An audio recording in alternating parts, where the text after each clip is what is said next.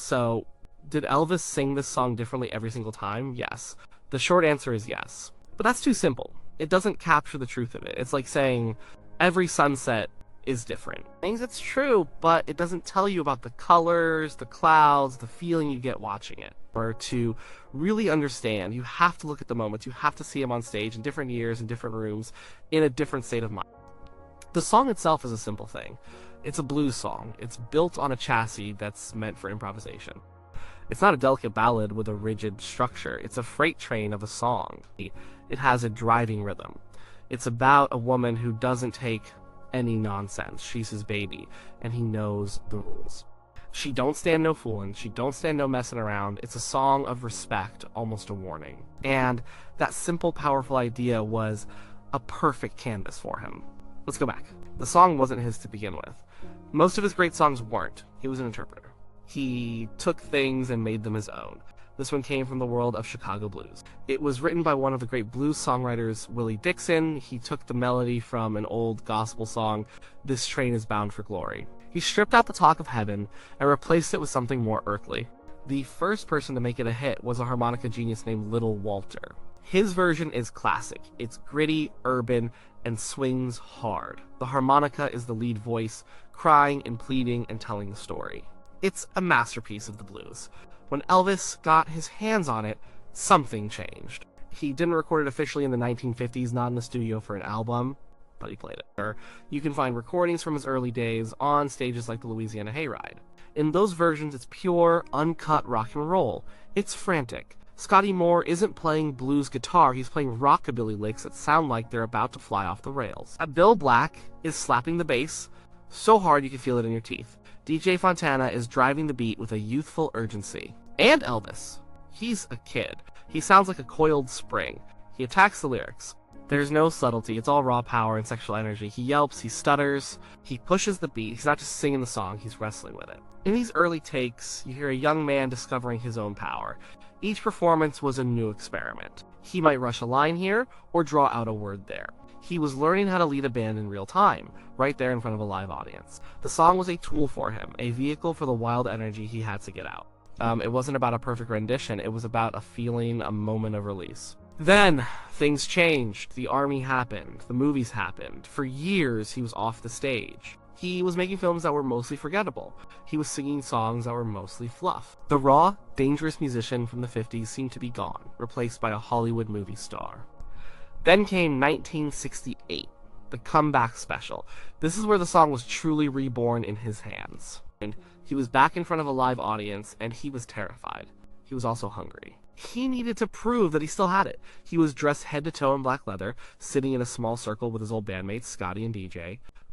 It was intimate. It was raw. And it was here that he performed the song over and over again during the taping. This is where you can see, without a doubt, that he never did it the same way twice. He used the song as a warm-up, a jam session, a way to connect with the guys and shake off the nerves. In one take, he might start off slow, almost teasing the audience. He'd sing the opening lines with a smirk on his face. He'd look over at Scotty, give him a nod, and the band would kick in. He'd play with the words. The original line is, "My baby don't stand no foolin'." He'd sing, "My baby don't stand no messing around," laughing as he did it. It was a private joke made public. In another take from those same sessions, the energy is completely different. He's more aggressive. He hits the words harder. He's not smirking, he's snarling. He stomps his foot, his whole body shaking with the rhythm. He's not just singing about a woman who means business, he is the man who understands her. He's living inside the song. He'd ad-lib. He'd throw in a well, or a guttural, These weren't planned. They were spontaneous expressions of the energy flowing through him in that specific moment. You can watch the tapes and see it. One moment he's relaxed and funny, the next he's intense and focused. The tempo might change slightly. The way he phrases a line is never quite the same. He might hold the note on the word true a little longer in one version. In another, he might bite off the end of the word man. These are small details, but they add up. They show an artist who wasn't reproducing a recording. He was creating something new each time. The song was alive, and it breathed differently with every performance. The black leather shows weren't a concert, they were an exorcism, and this song was one of the tools he used to cast out the demons of his Hollywood years. After the success of the '68 special, he returned to the stage for good. Las Vegas was next. And the song came with him. But now, it was a different beast entirely. Gone was the small, intimate circle of musicians. In its place was a powerhouse band, the TCB band, backed by a full orchestra. The sound was huge. It was polished. It was professional. The song became a staple of his live shows in the early 70s. It was often one of the opening numbers, a way to hit the stage with a blast of energy. The arrangement was tighter. James Burton, his new lead guitarist, brought a whole different flavor than Scotty Moore. Burton's playing was clean, sharp, and funky. His chicken-pickin' licks became a signature part of the song's new identity. Ronnie Tutt's drumming was explosive, a world away from DJ Fontana's simpler rock and roll beat. So, did the song become static? Did he just do the same big Vegas version every night? No. Not even then. Listen to a recording from his opening night at the International Hotel in 1969. The song is fast, tight, and ferocious. He's out to prove himself all over again. He sings with a precision and power that is breathtaking. He's leading this massive musical machine, and he's in complete control. Now, listen to a version from 1970, maybe from the That's the Way It Is rehearsals or concerts. He's more relaxed, he's having fun with it. He might turn to James Burton mid-song and yell, "Play it, James," and Burton will launch into a blistering solo. He might joke with the background singers, the sweet inspirations, playing off their powerful vocals. The tempo might be just a touch more laid back. He's not trying to prove anything anymore. He's just enjoying being the king. Then, jump ahead to 1972 or 1974. The song is an old friend now. Some nights, it's a powerhouse performance that feels just like 1969. On other nights, he might seem a little more tired, a little more distracted. The energy might not be as high, but even then, it's different.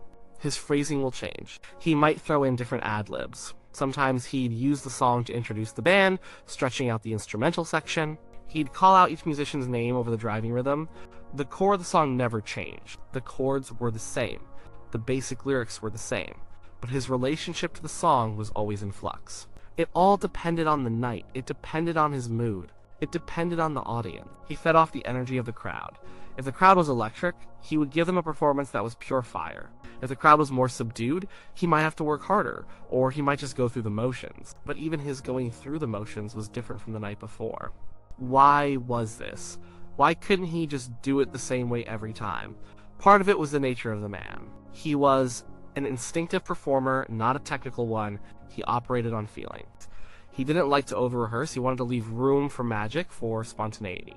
He wanted to feel like it was happening for the first time every time. For a man who could feel trapped by his own fame, the stage was one of the few places he could be free. And changing a song, playing with it, was an act of freedom. Part of it was boredom. Imagine singing the same songs night after night, year after year. It's a job. The only way to keep it interesting for yourself is to find new things in the material. To change a word, to hold a note longer, to signal for an extra solo. These are ways for him to stay engaged, to keep from becoming a human jukebox. And part of it was the song itself. A 12-bar blues is a playground for a musician. The structure is so simple and solid that you can build almost anything on top of it. You can stretch it out, you can speed it up, you can break it down, it invites you to play. It's not like trying to improvise in the middle of a tightly structured ballad. This song was designed for freedom. Think about the specific changes. One night, the piano player Glenn D. Hardin might play a boogie-woogie solo. The next night, Elvis might signal for the horns to take the lead. On another night, it might be all about James Burton's guitar. The ending was a constant source of variation. He loved a false ending. He would bring the song to a crashing halt, the lights would go down, the audience would roar, and then BAM! Sometimes it was a short pause. Sometimes he'd draw it out, milking the tension until the crowd couldn't take it anymore. His vocal ad-libs were a constant surprise. He might throw in a honey or a Bobby. He might grunt or laugh. He might repeat a line for emphasis. These little moments are what made each performance unique. They were a direct line to his state of mind on that particular day, in that particular city. So you have the frantic, youthful versions of the 50s, you have the raw, soul-bearing versions of the 68 comeback special. You have the polished, powerful showstoppers of the early Vegas years, and you have the comfortable, sometimes weary, but always unpredictable versions from his later tours. They are all the same song, but they are not the same performance. To say he sang it differently every time isn't an exaggeration. It's the simple truth. The song was a living thing in his hands. It was a reflection of where he was in his life. It was a mirror for his energy, his joy, his boredom, his power. He wasn't covering the song. He inhabited it. And because he was a different man every night, the song had no choice but to be different too. He took a simple blues tune about a strong woman and turned it into a personal statement. It was a canvas for his mood, a playground for his band, and a jolt of energy for his audience. The notes on the page stayed the same, but the performance was a new creation, born in the moment and gone as soon as the last note faded. Every single time. So, what was this song? This simple blues tune he made his own over and over again. It was a Willie Dixon classic, first made famous by Little Walter. The song was My Babe.